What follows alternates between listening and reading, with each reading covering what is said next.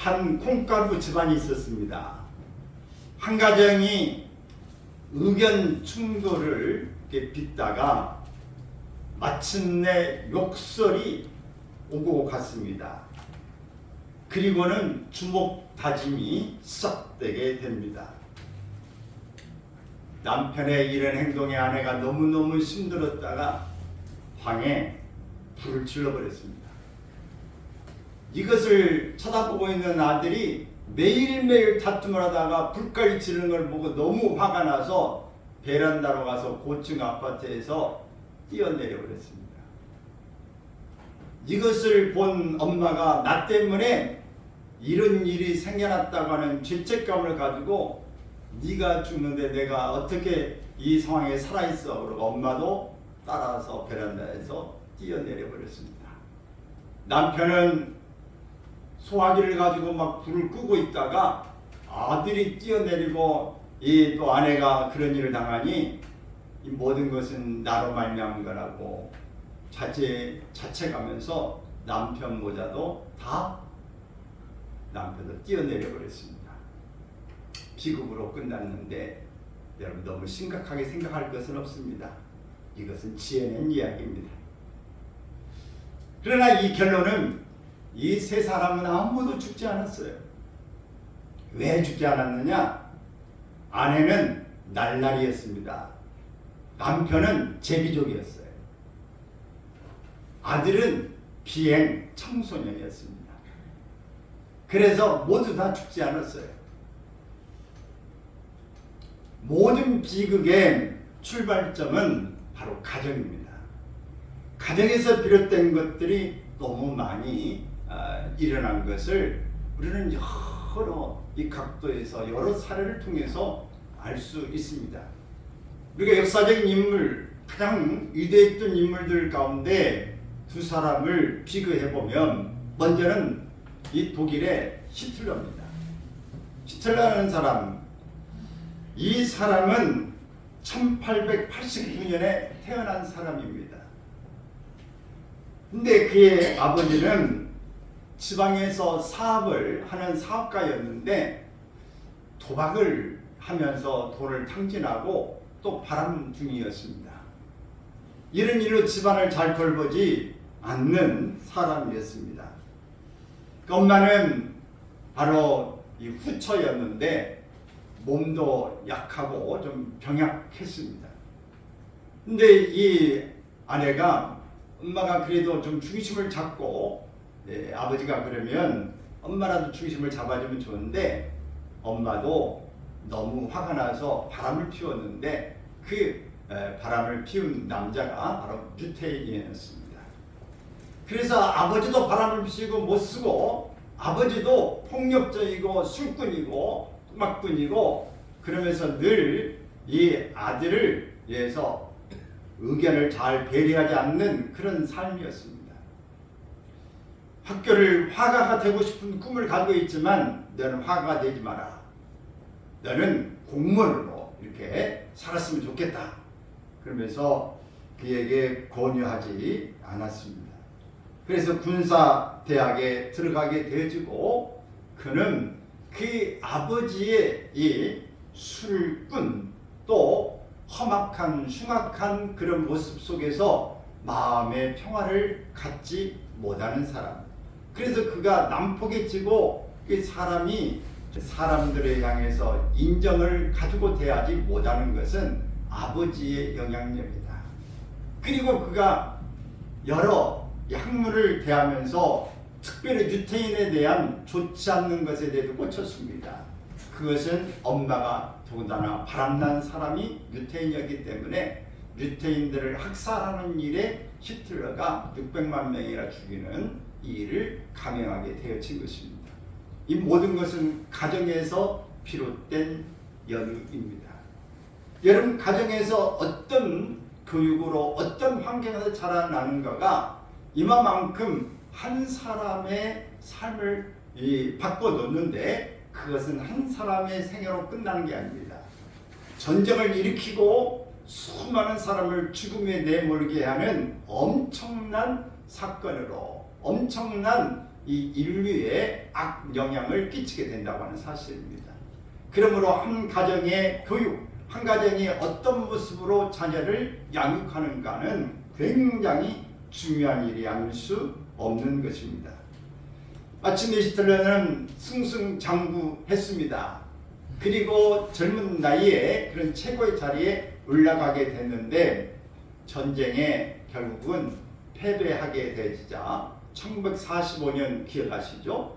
우리 일본의 히로시마와 나가사키에 이 원자 폭탄을 투여하면서 일본 군함도 항복을 하고 결국은 이 독일이 패방을 하게 되어질 때에 히틀러는 권총으로 자살을 하고 맙니다. 뭐 약을 먹었다는 말도 있지만은 권총으로 쏘아서 자살을 하고 최후를 마칩니다. 그렇게 나이가 많은 나이는 아닙니다. 그런 생애를 마쳤어요. 여기에 같은 그 시대 한 살 차이가 나는 미국의 제2대 대통령이었던 아이젠하워는 이 아버지는 바로 이 침례교회의 뿌리라고 볼 수 있는 줄기에 서 있었는데 신앙의 자유를 찾아서 그는 미국으로 이민을 오게 되어집니다. 그리고 아들의 교육, 아들의 발전을 위해서 장로교로 옮기게 되어집니다. 그는 이렇게 참 믿음으로 텍사스에 정착을 해 나가면서 농부의 아들로 태어났지만 특별한 신앙을 가지고 늘 예배하며 하나님 중심의 삶을 살았던 믿음의 가정에 속한 아이젠하워였습니다. 아이젠하워는 이렇게 믿음 안에서 자라면서 그도 역시 군사 학교를 들어가게 되어지고 그는 부관으로서의 미국에서도 한 5년 또 필리핀에서 한 4년 있으면서 부관으로서 역할을 다 수행했습니다. 그러고 난 다음에 그는 대령으로 진급하고 승진, 고속 승진을 하게 되어서 원수 별 5개까지 미국에서 7명밖에 안 되는 원수에 속하게 되어집니다. 그리고 그는 대통령에 당선되게 되어집니다. 그리고 그는 이 한국전쟁이 있었던 때의 대통령입니다. 그래서 그의 아들을 한국에 전쟁에 보내기도 합니다. 참 미국이라는 나라는 참 대단하죠. 자기 아들을 알지도 못하는 나라에 전쟁통에 그렇게 파견하는 그런 모습을 갖게 되기도 합니다. 그리고 마침내 대한민국의 남부 이 휴전선이 이렇게 형성되어지는 화해 판문점에 이루어지는 것도 아이젠하워 때 일어나는 사건입니다. 그는 많은 일들을 기하지만 특별히 평화에 대한 일들을 많이 그는 관심을 가졌습니다. 그리고 그가 죽을 때는 이렇게 편지를 쓰면서 기도합니다. 하나님, 나는 아내를 사랑합니다. 나는 자녀들을 사랑합니다. 그리고 나는 미국을 사랑해 왔습니다. 그리고 하나님을 사랑합니다. 이제는 내가 하나님 앞에 맡깁니다. 하나님 나를 받아 주시옵소서. 때가 됐습니다. 그러면서 믿음으로 하나님 앞에 받아달라는 기도를 하고 생을 마칩니다. 1967년에 이렇게 그는 마치면서 그 훨씬 생애를 올해 23년을 더 살게 되어지는 것이죠. 여러분, 두 사람은 이렇게 한 가정에서 한 시대를 살았던 사람인데 이렇게 많은 차이가 있습니다. 한 사람은 전쟁 속에서 공포와 많은 사람을 죽음으로 몰아넣는 그런 주범이 되어진가 하면 바로 이 아이젠하워는 평화의 사람으로서 살게 되지는데 이게 바로 믿음의 가정 안에 있는 것입니다. 여러분, 우리 모두가 어떤 모습으로 어떻게 살아야 할 것인가? 우리는 믿음의 가정을 가져야 되는데 여기에 벌써 연세가 들고 이미 살고 있는 우리로서 뭐 더 이상 할 일이 뭐가 있나? 애들은 다 키웠고 이런 생각을 가진 분도 계시지만 오늘 우리는 계속해서 믿음으로 그들을 그렇게 어릴 때부터 양육하지 못했다고 한다면 지금이라도 중보 기도하고 만날 때마다 믿음의 가정들이 되기를 위해서, 후손이 되기를 위해서, 손자 손녀가 돼주고 그 후대로 내려가기를 위해서 우리가 기도하고 힘써서 격려해야 할 것입니다. 오늘 우리가 아직 젊고 가정을 이루지 못한 사람이 있다 한다면, 오늘 우리는 이런 좋은 믿음의 가정을 통해서 나도 하나님 앞에 이렇게 마지막까지 하나님을 향해서 기도하면서 마지막을 참 보낼 수 있는 사람 되게 하옵소서. 그리고 믿음의 자녀들을 찬양하여 위대한 인물로 키워서 세계의 인류를 위해서 기여할 수 있는 사람을 배출할 수 있게 하옵소서. 이런 기도가 되어지기를 바랍니다. 혹 우리가 또한 자라면서 오늘 치유주일에 즈음하여서 우리가 자라면서 내가 상처가 있고 어렵고 힘들다고 한 사람이 있다면, 나는 시틀레 가정처럼 어쩌면 부모가 없는 건 아니고 있지만 포악하고 술, 알코올 중독에 또 바람이 나고 가정을 돌보지 않고 또 자녀들의 관심과 대화가 없었던 삶을 살았다. 엄마조차도 나를 돌보지 않았다. 버림을 받았다고 생각하는 사람이 있다고 한다면, 여기에 대한 상처가 참 얼마든지 속에 있고 우리의 삶을 살면서 그 영향은 지대하게 미치고 있다고 생각됩니다.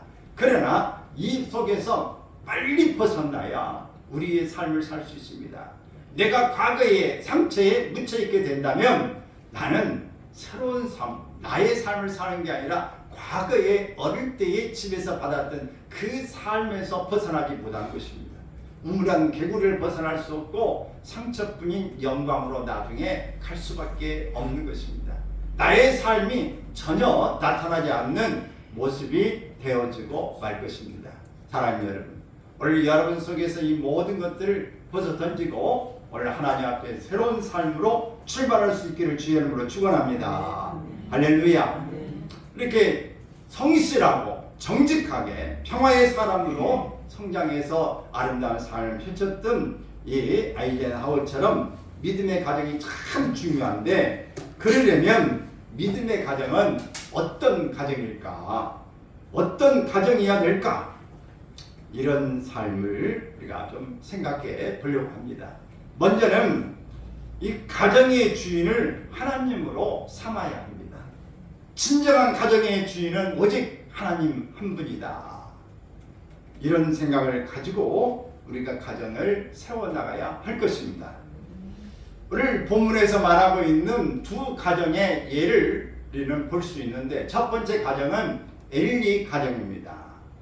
엘리 제사장 가정의 아들들의 모습을 통해서 볼 때 그 가정이 어땠는가를 볼 수 있습니다.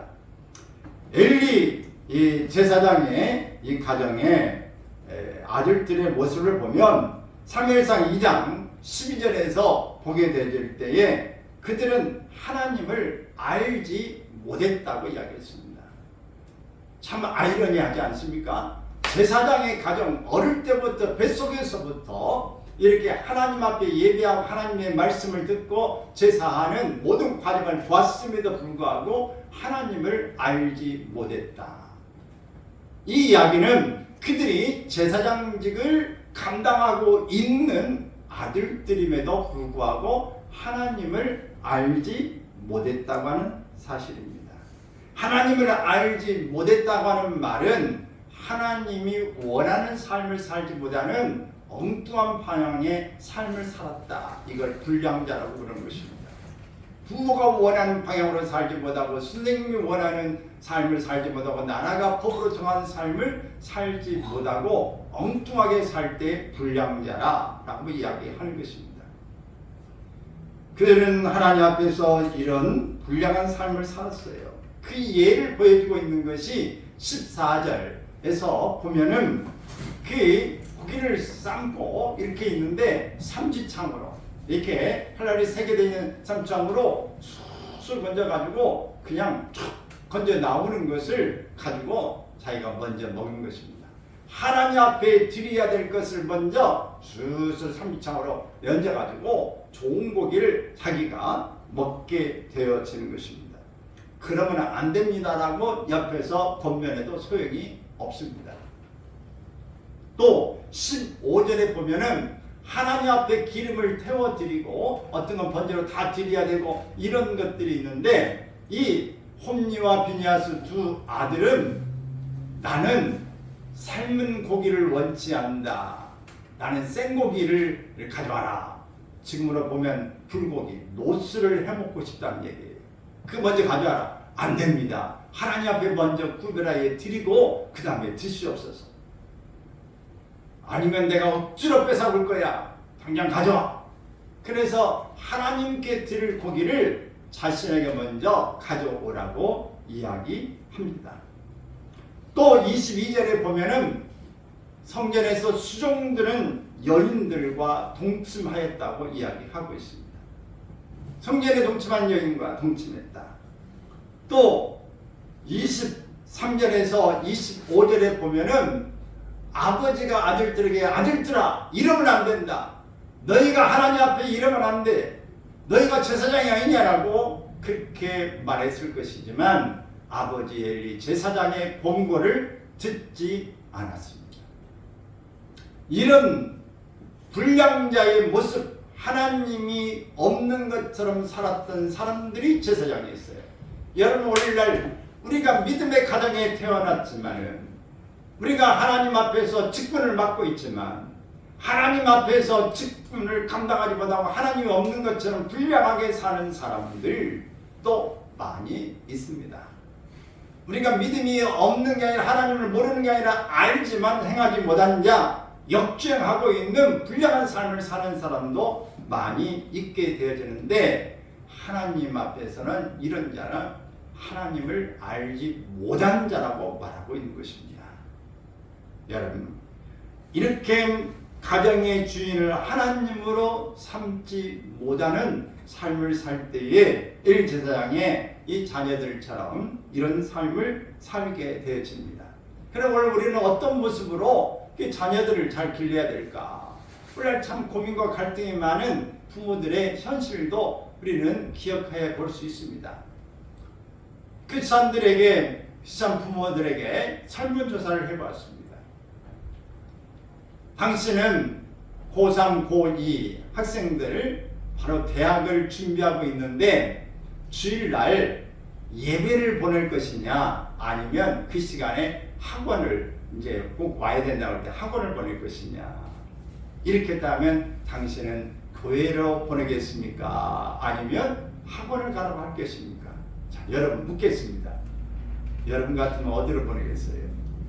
학원비를 냈는데 지금 시험 때도 되고 지금 학원을 강의한다고 그래. 그러면 학원을 보내겠어요? 교회 가야 된다고 하겠어요? 통계 결과는 50대 50입니다. 절반은 교회 먼저 가야 된다. 절반은 학원을 가야 된다. 교회는 나중에라도 갈 수 있는데 대학은 지금 준비하지 않으면 못 간다. 이건 이런 이유입니다. 그러나 여러분, 대학교를 가면 신앙이 없는 사람이 가진 사람도 혹 어쩌다가 가뭄에 콩나듯이 있어요. 그러나 대부분은 학창시절에 믿음이 좋은 사람이라 할지라도 대학교 가면은 대학교는 이미 하나의 종교예요. 이 최고의 학문을 연구하는 대학교가 아니라 대학교로 해가지고 어느 한 종교처럼 대학교가 되어버린 거예요. 그래서 가면은 신앙생활을 잘하는 게 아니라 있는 사람도 그만두고 게을러지고 약해 빠지게 만드는 것이 대학교 생활의 대부분의 삶으로 가고 있습니다. 고등학교 때 신앙을 잡아지 못했는데 대학교에 가서 신앙생활을 잘하기가 어려운 것입니다. 오늘 우리가 이렇게 현실을 가지면서 신앙교육, 믿음의 가정으로서의 삶을 산다고 하는 것이 쉽지 않는 현실에 와 있다 하는 것이에요. 오늘 이렇게 엘리 가정에 우리는 자녀들의 모습을 통해서 그 가정이 어떤 모습으로 하나님 중심으로 하나님을 주인으로 이렇게 가정이 살고 있었는가 하는 것을 볼 수 있는데, 반면에 우리를 소개하고 있는 엘가나와 한나의 가정의 이야기를 우리가 또 볼 수 있습니다. 엘가나는 바로 한나의 남편이죠. 이렇게 한나가 아이를 낳지 못하자 그는 이제 또 첩을 하나 이렇게 얻어서 자녀를 낳게 되고, 한나는 이렇게 이 첩을 얻어서 또 자녀를 낳게 되니까 마음이 괴롭고 힘들어서 늘 하나님 앞에 자녀를 구하는 간절한 마음을 가지고 있었습니다. 우리가 신앙의 가정으로 우리가 쳐본다면 이 두 가정은 다 하나님을 믿는 가정이지만 두 가정은 달라요. 한 가정은 최고의 엘리트 집안이고 신앙에서도 가장 최고의 제사장의 집안이었습니다. 물질적으로도 풍부한 금수저의 가정이었던 것이죠. 상류층의 삶을 살고 있었습니다. 반면에 이 엘가나와 이 한나의 가정은 바로 큰 천민 하루에 속하지는 않지만 그는 보통의 서민층의 이 가정이었다라고 하는 것을 알 수 있습니다. 그들은 서민의 모습이었어요. 그럼에도 불구하고 이 엘가나와 한나는 서민층이지만 하나님께 약속한 것을 철저히 지킬 줄 알았습니다. 하나님 앞 기도하고 대냐님한테 자녀가 있으리라. 바로 이렇게 하나님의 믿고 축복 기도 받고 갈 때에 반드시 하나님이 내게 이렇게 기도해 주시고 약속해 주셨으니 하나님이 내게 자녀를 주신다고 하는 수심을 그치고 그가 집에 가서 마침내 사무엘을 얻게 되어집니다. 그러고 난 다음에 그는 하나님 앞에 약속한 대로 이 사무엘을 성전에 엘리 제사장에게 갖다가 주게 되어집니다. 그 시기가 언제냐? 성경에서는 이렇게 말합니다. 젖을 떼고 난 후에 그 아이를 데다 줬다. 그러면 우리가 기억할 때 여기 자녀를 키워본 분들은 아시겠지만 젖을 뗄 때의 나이가 보통 몇 살이나 됩니까? 뭐 사람마다 아이를 얻은 사람은 제가 보니까 막 6살까지 뭐 젖을 먹인 사람도 있어요. 근데 대부분은 서너 살 때 되면은 젖을 떼죠. 그 당시에는. 근데 이렇게 서너 살 때 되면 어떻습니까? 아이가 예쁠 때 아닙니까? 재롱 피우고 그럴 때 아니에요. 그런데 젖을 떼고 난 다음에 아이를 눈에 넣어도 아프지 않을 만큼 사랑스러운 아들을 하나님 앞에 서원한 대로 그는 데리고 가게 되어집니다. 수소 3마리와 그 물건들을 가지고 제사장에 가서 맡깁니다. 그러니까 이것은 하나님 앞에 서원도 한 것이지만 자녀를 맡아주서의 그 비용에 계산되어지는 거 볼 수 있죠. 오늘 소 1마리 얼마입니까? 비싸지 않습니까? 그러니 이것들을 다 가지고 가서 맡기고 그는 매년 가서 자녀를 돌보는 일을 합니다. 찾아가서 매년 그 아이가 큰 만큼 겉옷을 지어서 가져다 주고 또 기회가 되는 일에 가서 이제 살펴봤겠죠. 여러분 이렇게 믿음의 가정에서 자라서 하나님 앞에 드리는 이 믿음의 가정인 거예요. 그러면서 2장 26절에 말씀을 보면은 이렇게 성경은 가르칩니다. 사무엘이 점점 자라며 여호와와 사람들에게 은총을 더욱 받았다. 이렇게 말씀하고 있습니다. 어서 많이 본 구절 같지 않습니까?